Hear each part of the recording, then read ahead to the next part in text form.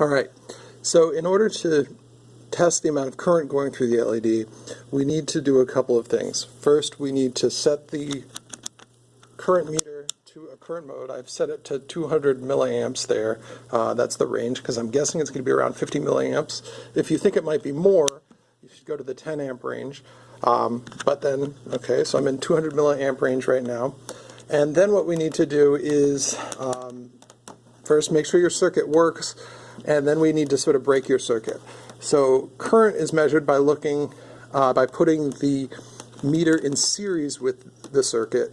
And so what we need to do that is disconnect the power from the LED, put one end of the meter on the positive lead, and then we'll connect the other end of the meter to the positive lead on the LED.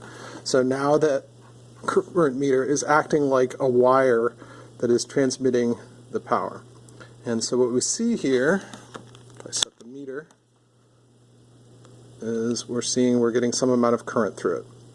Okay, so that's telling us it's about 0.01 amps, so we need to switch ranges.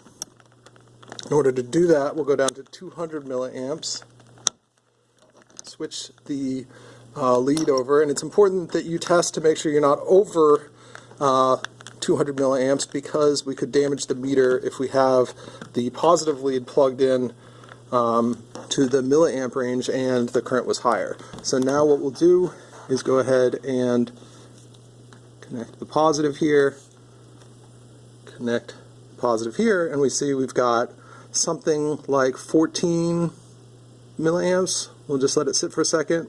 It's going to drop a little bit as the circuit sort of warms up the battery and starts dropping the amount of power available.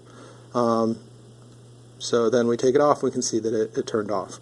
Hooking up the circuit, if you're using an Arduino, is very similar, and using the DotStar pixels is very similar as well. So what you'll do is you'll disconnect the power lead to the light, put the current meter in series with the circuit, and then perform your measurement.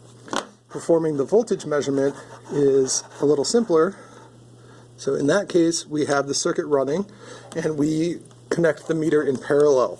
So in parallel, we don't have to disconnect anything, but we do want to switch the meter over into the voltage range.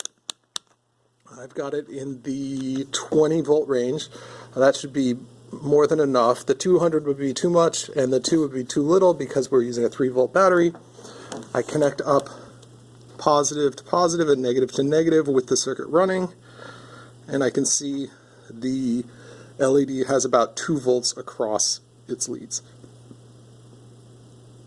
Alright, so if you have any questions, ask your instructor, talk to your neighbors, do some experiments, but good luck.